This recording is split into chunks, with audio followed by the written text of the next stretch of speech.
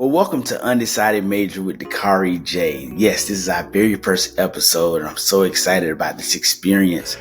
More excited about our guest, Cal is King.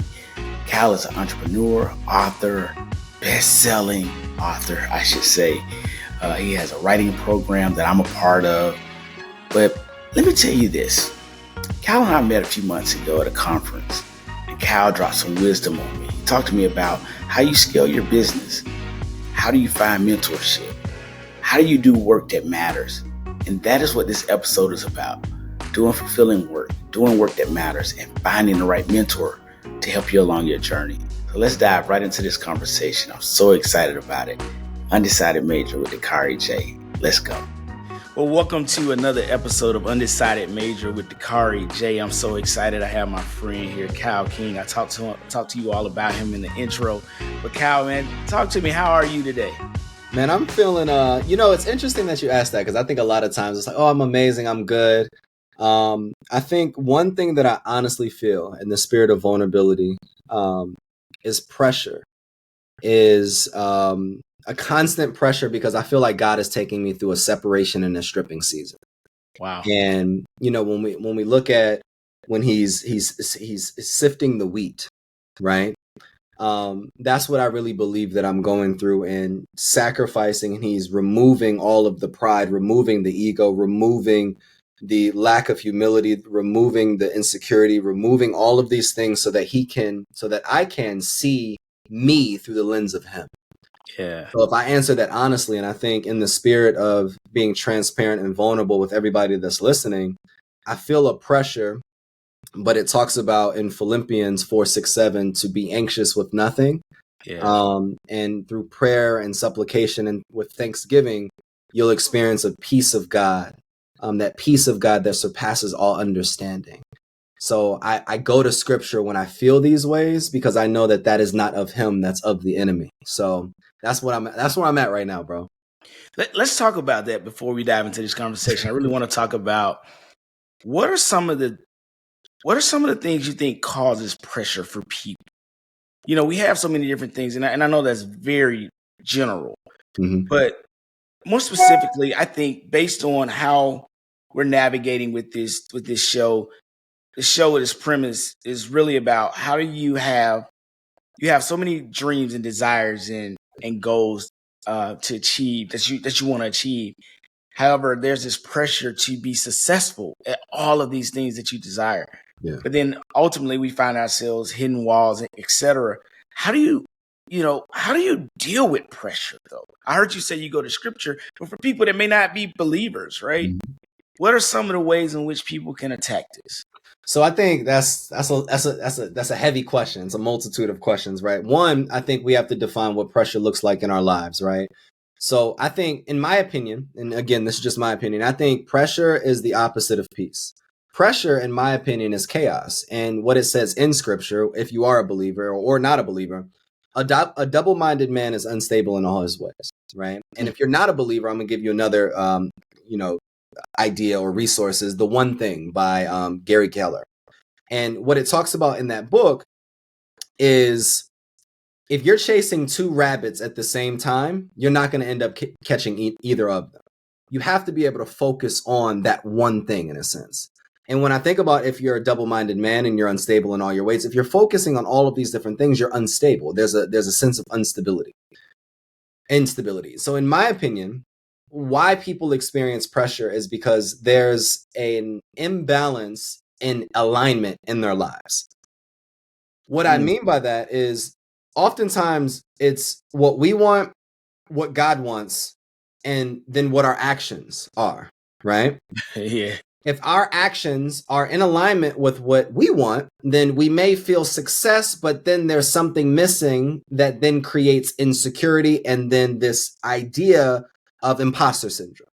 If we are operating in what God wants, there's an uncomfortability because it goes against everything that our flesh or our desires want, but there's a peace that comes with that because you're obedient with the calling. Now, with any of those things, when you operate in obedience and when you operate in clarity and in alignment, there's always a resistance that comes once you're operating with obedience. So anybody that feels pressure there's two different ways that you can approach this. One, I feel pressure, and that is telling me that I am out of alignment with what I'm supposed to be doing. Two, I feel pressure, and that is telling me I am in alignment, and this is the resistance that I have to prevail through so that I can be able to make it to the other side. The one way to be able to differentiate which one it is what I call that gut feeling or that God feeling. And you have to operate and understand, what is it that I really desire? And are my actions, my values, and my behaviors allowing me to be able to achieve that? And if it's a no, then there's a misalignment, because there's a misalignment in your actions that aren't supporting what you actually want to do. I love it. And so I'm glad you talked about that.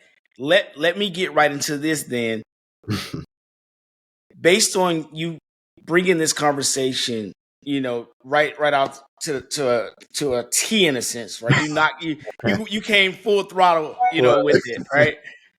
Let's talk about what you do and the pressure you may be facing while doing it. Let's dive right into it. What do I do? So I am the founder and chief executive officer of a publishing company based in Charlotte, North Carolina. We help executives, C-suite executives, entrepreneurs, industry experts take their story and be able to develop, write, and publish a book so that they can be able to promote it and then build a sustainable and scalable organization. We've helped authors all over the world, and I personally have written 7 books. I've sold many, many books, and we've been able to help many clients on establishing not their legacy, not just establishing systems, but establishing their footprint on how they want to be remembered through writing their story in a very cohesive way, right? So that's one thing that I do professionally. But who I am and what I actively do is that I'm a father. I'm preparing to be a husband. I am somebody that invests in people without asking for anything in return. I am a vessel, because who I am today, if God moves me in a different way, I may operate in a different space tomorrow. And I really am not a hopeless romantic, but I am a hopeful change agent, because I really believe that life will turn around for all people if we continue to operate in our piece of the puzzle. And what I mean by that is that I don't believe that we are the whole puzzle piece. I believe that we've all been given something, a gift, a talent, a skill that serves as one piece of the puzzle. And now it's your whole life journey is about connecting with the other pieces of the puzzle through people, through situations, through, things that you've been exposed to be able to put everything together so that you can serve the community or in this world in a more intentional way. So professionally and personally, that's who I'd say that I am. Well, I love it. You and I, we connected a couple of months ago here in Atlanta, and I was blown away by not only your story, but the ways in which you kind of held this meeting and put this meeting together to give us better clarity about the work that we were trying to do. You and I, we start talking, and I really want to dive into this conversation around. You brought a great sense of value to me. So let me just tell you, I'm grateful for this connection. I'm grateful for the opportunity for us to be in community together and form this brotherhood. But you talked to me about not only you selling your company, but you had a moment before you got to the point of selling where you talked about being down and really at a low point in your life. Can you share with our viewers about that? And then we can talk about the success, right? But I want to talk about that dark period in your life. So I think, I'm going to go back so that we can go forward. So I moved to Charlotte, North Carolina, where I reside 5 years ago, June 16th, 5 years ago. And when I moved here, I gave up a lot of opportunities that I currently had in place in Atlanta, Georgia, because I was called here. My son was here. He was 1 at the time. And I wanted to be able to give him the life that he deserved, right? So I was willing to sacrifice all of what I had to come here. I came here. I was living in a friend's extra bedroom with 3 other people, on an air mattress with a 1-year-old because I didn't have money to get a crib, to get a dresser, to get anything. My clothes were in gym bags, and it's funny because I was scrolling through my photos the other day, and I still saw that picture from the moment where he was asleep on an air mattress, and I looked at him and I was like, this is not my story. 2 years later, I built a successful educational company called the Shine Institute. We had different and multiple educational centers throughout the city, and it all started because I was serving. I went to a school and I was like, look, I'm new to Charlotte. How can I volunteer? How can I serve your students? And they allowed me to serve without a title. And that's the message for somebody right now. Yeah. I think sometimes we serve because we have a title attached, but I want you to serve even if you don't have a title. So I served these students. 2 years later, I was the director of marketing at that school. 3 years later, from that initial day, I was the administrator, the first and youngest Black administrator at that school without an educational degree, because I was willing to serve. And when you're called to do something, all you need to do is be obedient and serve, right? So then fast forward, COVID happens. So then we lose jobs and different things change within the educational landscape. And then I start this publishing company. And it was tough because at that time, I was only making around $36,000 as an educator, per year. And within 8 months, we did our first $250,000 in business, from, our publishing company. And then fast forward, revenue increases, we change our model. But around 8 months ago, I was sitting in my house. The energy was off. There was no food in the refrigerator. The water bill was past due by 2 months. My car was past due, all of these different things. But I have, $2,000 suits. I have a beautiful home. And I have all of these different things going on and all of these great ideas and these people that believe in me, they believe in me. But I wasn't operating, again, in the call. I was out of alignment. Fast forward, I go to this conference, recommended by a friend, Afrotech. Shout out to Afrotech in Austin, Texas. And it was an amazing experience, but I didn't get any business from that moment. But I was in the airport leaving, and we were sitting in the airport, and I saw this gentleman that had his computer on his lap, and it was just something about him. And God told me to go introduce myself. So I introduced myself. We started to talk. He owned this very successful company, and fast forward 3 months. I had an offer on my company from that same gentleman, for more than I ever imagined, right? And there's so many different lessons in this story that anybody listening could probably pick up, the importance of perseverance and the importance of service, the importance of just, being obedient and calling, the importance of speaking up for yourself, all of these different things. But if I wouldn't have had the courage to meet that man or to stand up and go over there to meet that man, I would have probably foreclosed on my home. I would have probably gotten 2 $80,000 cars repossessed. And I would have been in the same place that I was in June 16th, 5 years ago. One moment, one decision, and one step can change the rest of your life. And not just your life, generations after you. So I don't know who needed to hear that. But there's one thing that you're not doing that you're maybe fearing to do, that with you doing it, when you do it, it's going to change the trajectory of your present and your future. And it's going to make up for all of the time that you lost in the past. I love that. And I really want to unpack this piece here.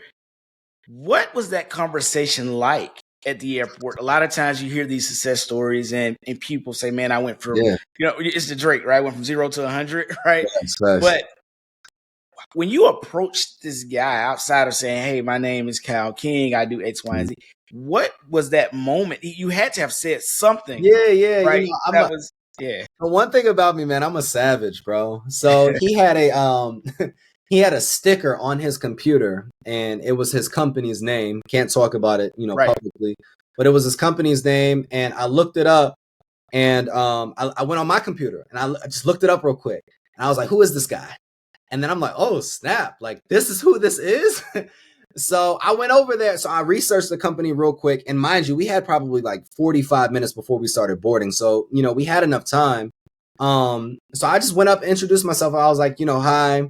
My name is Kyle King. But I asked him, I was like, are you first name, last name? And he was like, yes. And I was like, I'm familiar with your company and the work that you all do. And I just want to say, I'm impressed with the work. I own a publishing company in Charlotte. I'm a speaker and I do XYZ, and just pitch myself. And I just wanted to come over and just say thank you for the work that you do, because it's making an impact in the world. Now, I did that for two reasons. One, because I really believed it. One. Two, because based upon how he responded would have been based upon how the conversation was going to navigate moving forward. And then him and his wife were sitting there, and then they began to ask me questions more about what I do. And then we built this relationship. He gave me his information, his personal information, and said, let's set up a time to chat. Would love to hear more about your business. We're actually in the market to purchase a publishing company, so we'd love to see the back end. And I'm just like, this is crazy. This is crazy. And it's so powerful, man, because you never know. The people that are around you in your vicinity, you never know who these people are, and they may be the answer to your prayer. So that was the conversation. And then 2 weeks later, we got on the call and then continued to build that relationship. And then, the rest is history. So I want to talk about something you said in here, and it's really for people that may be searching for jobs and looking for other opportunities, or even trying to build a brand. Yeah. I'm going to put you on the spot here. Nah, for sure. What's a 30-second pitch? What does that look like? How do people pitch themselves? Like, what's the correct way, right, of doing this? I see it all the time. You got to be able to pitch your story. And a lot of people just don't know, right, what to say. They have the information. They have the actual, they have the probably one of the best brands that can make them billions of dollars. But they don't know what to say in 30 seconds. All right. What is that? All right, I got you. I'm going to give somebody because I live off like bullet points. Yeah. So I'm going to give somebody a quick bullet point. So number one would be, all right, I'm going to give you a quick bullet point model. The first step is to show interest, right? The second step is to inquire. And then the third step is to impact, right? And then the fourth step is to ask. So show interest, inquire, impact, and ask.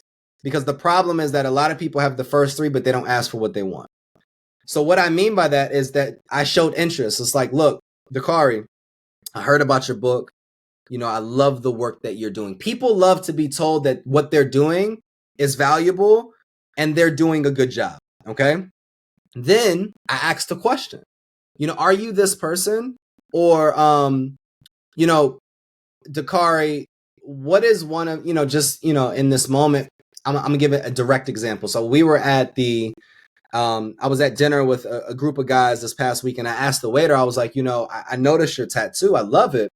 And then she told me what it meant, and it meant like salt water. And I was like, what is a moment in your life where, what did I say? What is a moment in your life where it felt like salt water, but it ended up healing a wound?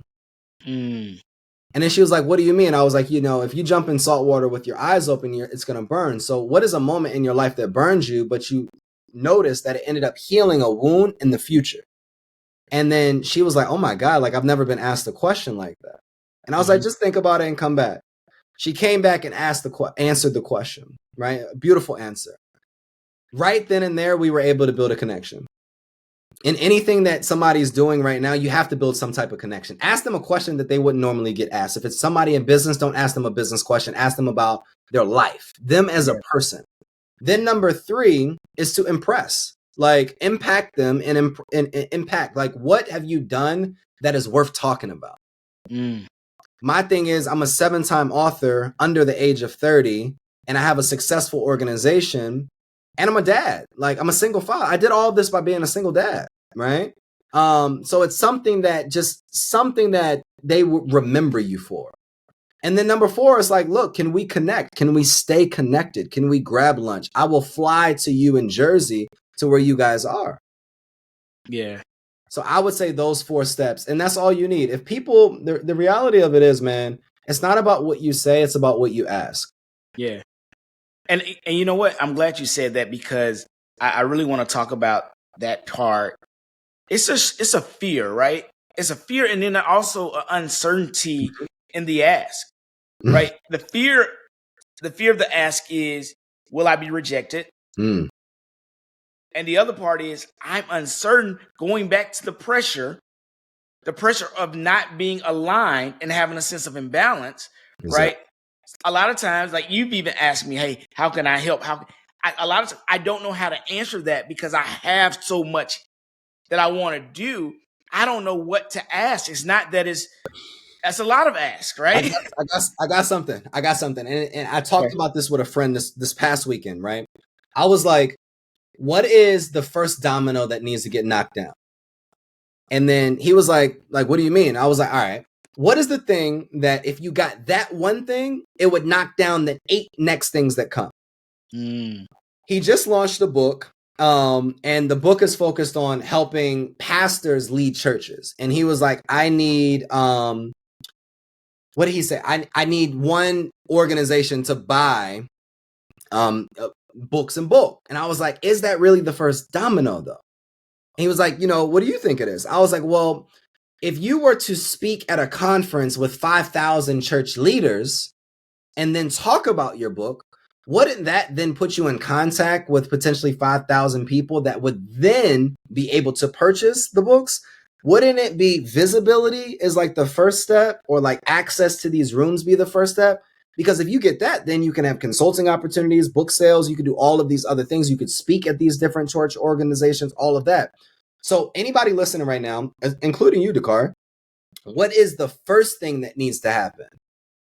And then that's the ask. Like, if I was to get, all right, so let's say I'm in debt and it's causing me stress and it's about to ruin my marriage, and I'm not able to think about these other things, then maybe I need somebody that can help me leverage or pay off this debt, so that then the next thing is like, all right, now I'm clear. Now that I'm at ground zero, what do I do next? So for anybody listening, what is the first domino that needs to get knocked down, so then it slowly starts knocking all of the other dominoes down?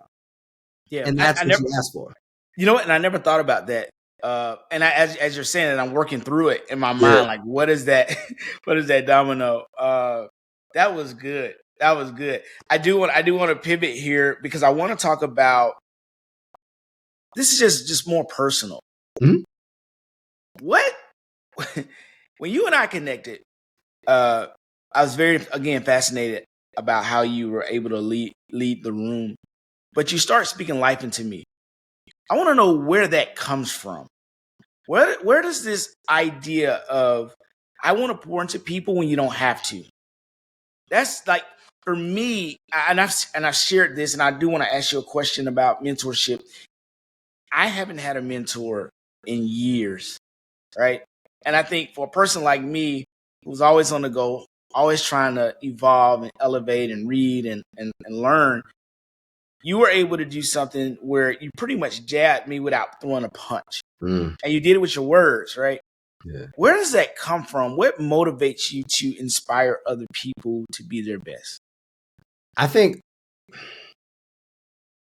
motivating and inspiring other people feeds my soul.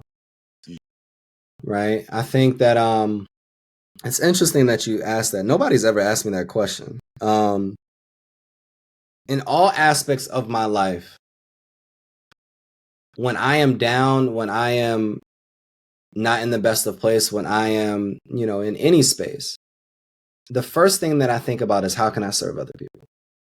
And interestingly, when all throughout the Bible, believers or non-believers, you get a call, you're then forced to go be obedient, but then how you're obedient is through service.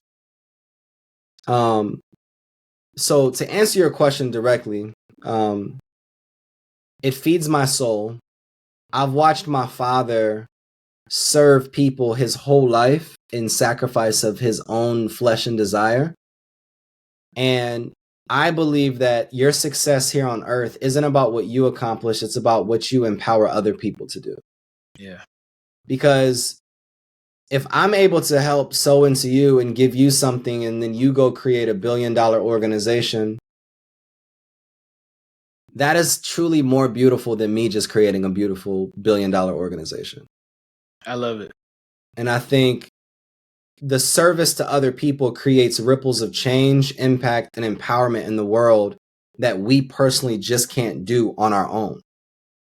And I also believe in the law of reciprocity. I believe if we serve and we sow, I'm going to receive my sowing and service from somewhere or someone or a higher power. And in the first answer that I gave, like it really feeds my soul to see someone listen, receive it, transform, and then go off and then transform other people. I think it's the most beautiful thing that you could watch. I love it, and I appreciate you for pouring into me. For sure. When you and I talked, we had this conversation around. I told you in 2022, I decided, you know what, I'm going to try everything I've ever wanted to try, and that was I got my real estate license. I bought a box truck. I connected and invested in a restaurant. Yeah. And when you talked to me, we talked, and I love the way the words that you used in balance, right? And the truth is, the only thing that I wanted to do in 2022 was real estate. And you and I started talking, and you shared something with me that I think our audience will benefit from. You talked to me about your mentor and what your mentor gave you a few years ago. And you shared it with me, but I want you to share it with them, and then we could talk through how I've been able to kind of navigate with that, and hopefully it helps our listeners. Yeah, of course. So years ago, my mentor sat me down. He was like, Kyle, what are the first 5 things that you want most in life? And I was like, what do you mean? He was like, what are the 5 things that you want most in life? Like, if you could have anything, like, what are the 5 things that you want? Obviously your first 5 things are, very materialistic or very surface level. But he was like, if you were only remembered by these 5 things, like, what do you really want most in life? So it allowed me to change my list. So my first thing is that we're all going to die one day, but I want to be known as the father, the husband, the man of the community that was known for integrity and that was loved by people for the things that I've done. And the man that I was, the father that I was, the husband that I was. That's number 1. Okay. Number 2, and my list has changed so much. Number 2 is I desire marriage, union, partnership, but not based upon how our American society has created it. I desire it to be about love. I truly still believe in love, and I mean that 1 Corinthians love. So I want it to be built on love where I'm able to inspire and empower her to be able to do something truly magnificent, that she doesn't have to sacrifice her dreams, her goals, her gifts for me. But all of the resources, whether it's time, treasure, talent that I have, I'm able to empower her to lift off in the place that God is calling her to be. Number 3 is I want to launch an affordable housing project called the Maryland Project, which is 75 acres, 75 homes for single fathers. My father, his mother died when he was 7. He never had a father, but he's probably one of the most amazing men that I know in my life. So I wanted to build this community in honor of him and his mother, to be able to help other single fathers transition similar to myself and have high quality education, teach them about entrepreneurship as well as real estate. Number 4 is that I want to launch an educational technology leveraging AI that helps 10 million kids across the world. And we're going to launch that in 2025, 2026. The Maryland Project will launch in 2024 officially. And number 5 for me is that I believe that I've never been a big person on awards. I could care less about, Forbes 30 under 30 and, all of these literary awards that I've won. All of these things are cool. They're cool. But if there was one award that I would want to win for writing, it would be the Pulitzer Prize. I want to be the youngest and first Black person to ever win a Pulitzer in the nonfiction category. And that's important for me. And I do believe that I'm currently writing the book that can do it, based upon Pulitzer standards. So the reason that I share that with you all that are listening right now, whatever platform you're on, those 5 things are the guardrails and the guiding stars to my life. If it doesn't directly contribute to those 5 things, I'm not doing it at all.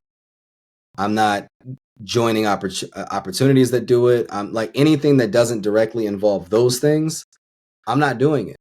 Though, and interestingly, those 5 things have not changed for a long time. Now, elements in the 5 things have maybe shifted, or there's been more clarity in those 5 things.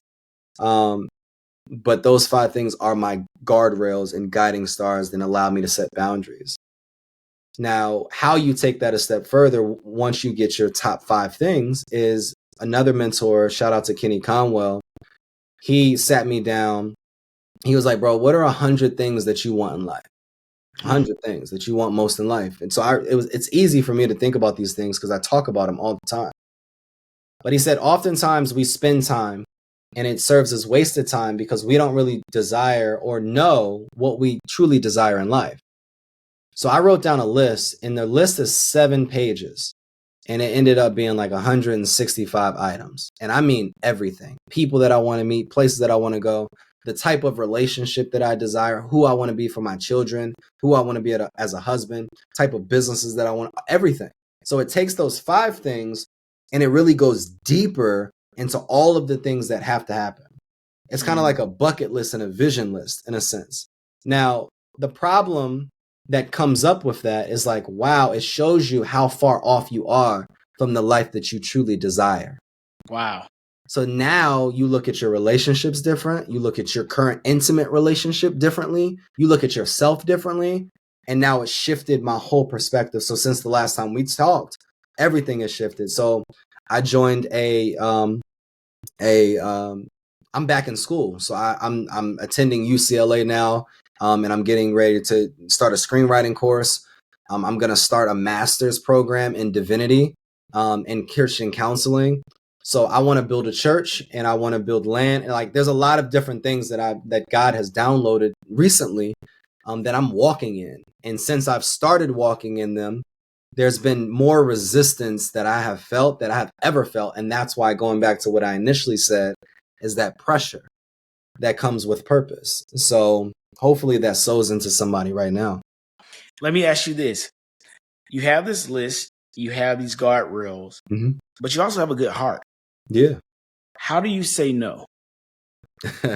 Dakari, I'm still working on that, brother. If I'm being honest, that is the one thing that I am learning how to do more of. Now, I think having people around you that care about you, that hold you accountable, the 2 messages that I've gotten from, close people in my life these last few weeks is that don't overextend yourself to the point where don't allow your heart to overextend your capacity. That was it. Yeah, so I like that. You may have the heart to do it, but do you really have the capacity or the time or the resource to do it? And if you don't, you have to just say no. And my now go-to answer is no. And if things change, then I come back and communicate a yes. Because before, my go-to answer was yes, and then I wouldn't have the capacity to do it, and then that's a character flaw. So I'm learning how to set those boundaries and say no to things. And I think the more that you operate in alignment with this list of things that fill up your calendar, then it allows you to say no because you really just don't have the capacity or the time. Yeah. You talk about these 3 forces I want to tap into. Yeah. I want you to talk about them. You talk about force 1 is scarcity mindset, generalism, and lack of clarity. But these 3 forces, they impact businesses, right?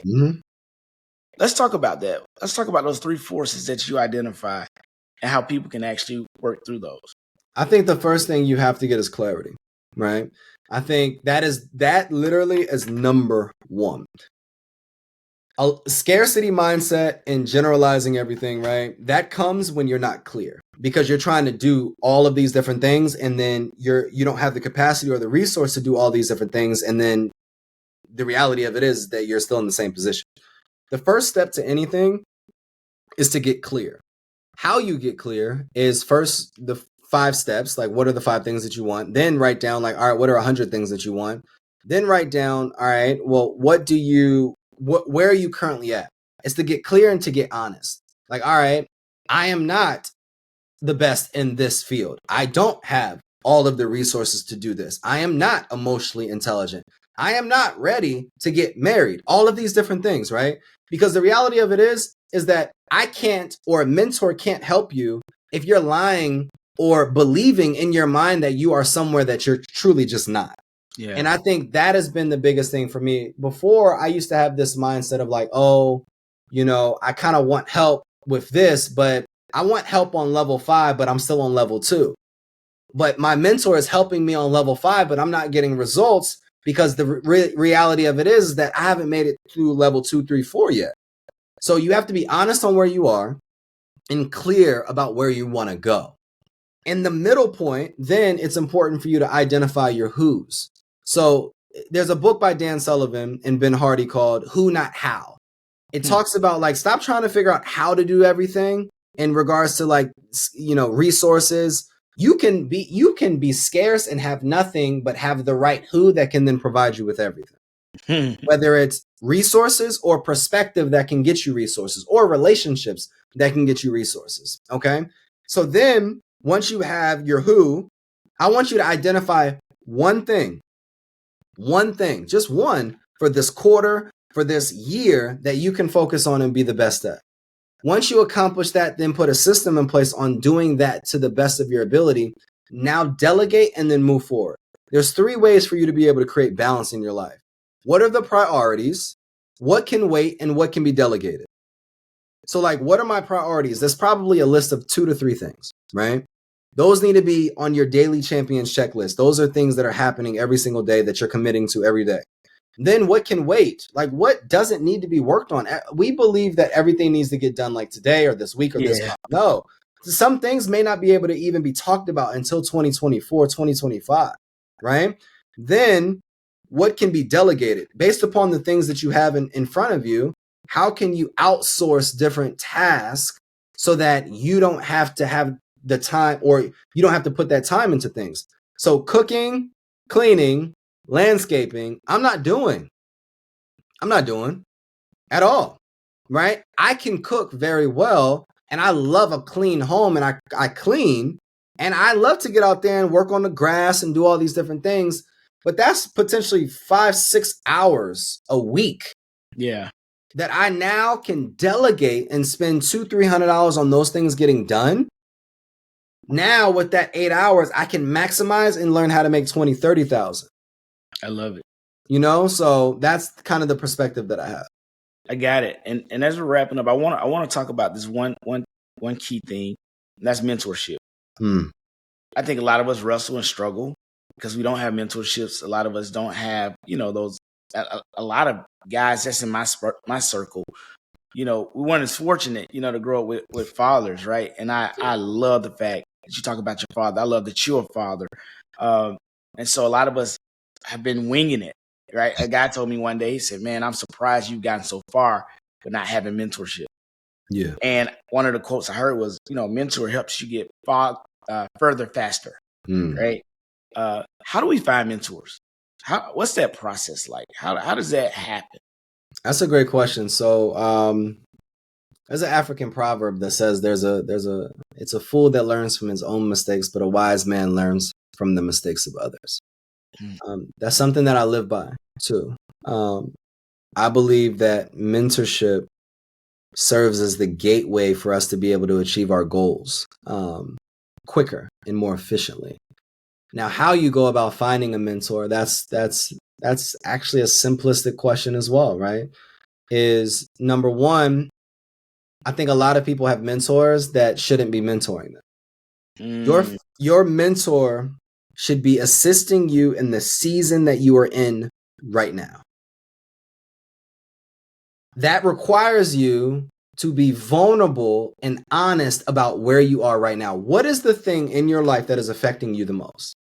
For me, what I've realized is that when my money is down and my relationship is not to the best of its ability,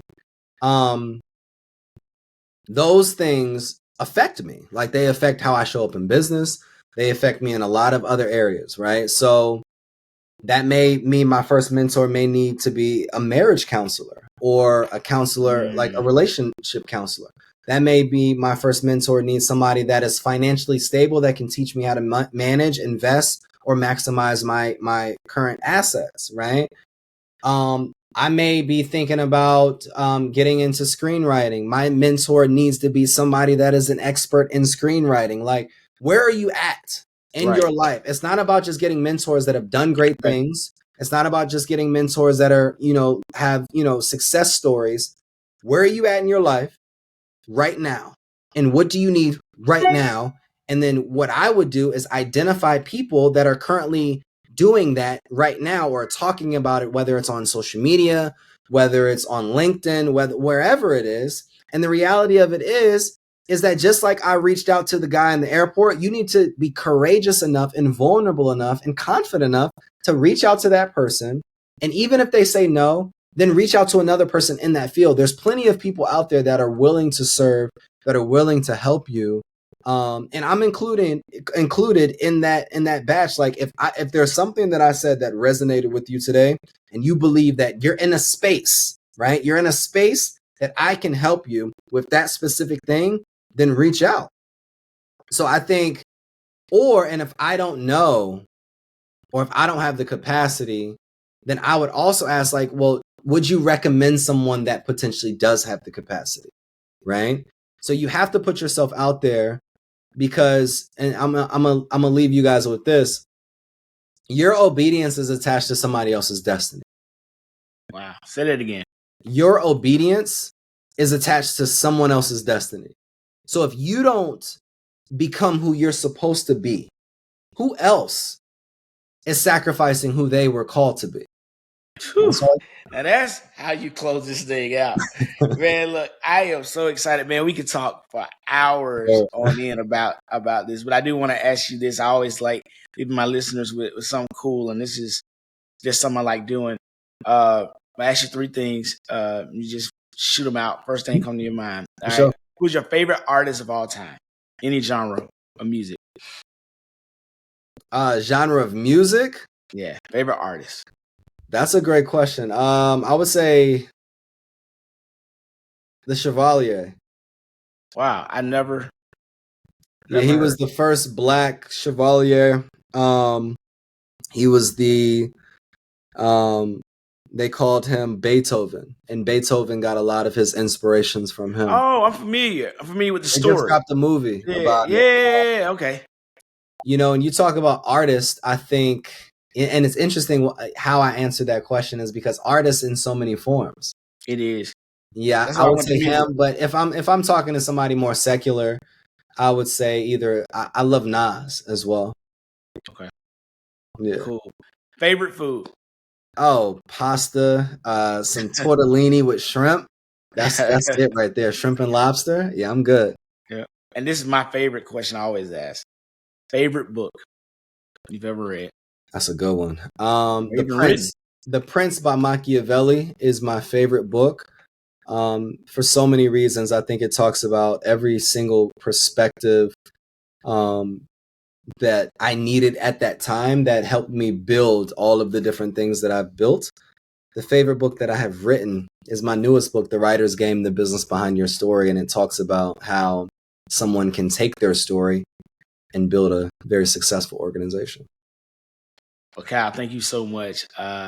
We will definitely do a part 2 to this, especially when your book comes out. When can we expect this book? It's ready. Amazon, all platforms, Barnes and Nobles, Amazon, everywhere. It's out now. Mm-hmm. Oh wow, you didn't even tell me, Kyle. Oh yeah, it's ready. All right, I'm ordering it as soon as we get off. I'm excited about it. Is it an Audible book too, or it's not Audible yet? For a few different reasons. I'm going through some changes in the content, and I'm adding some different things. Okay. And then I'm gonna make one Audible instead of continuing to do more Audibles. Makes sense. Where can people find you? People can find me on LinkedIn at Kyle S. King, YouTube at Kyle S. King. I'm back on Instagram at Kyle S. King. And you can email me at kyle@thewriterswithanSgame.com. Like, if there's any questions that people have or any resources that I can provide, shoot me a note. Well, man, thank you again for being on Undecided Major with Dakari J. I'm excited about it. Hopefully the people were inspired. They gained a sense of clarity, insight for where they should go and what they should do in their life. Thank you for being a part of this show. Appreciate you, brother.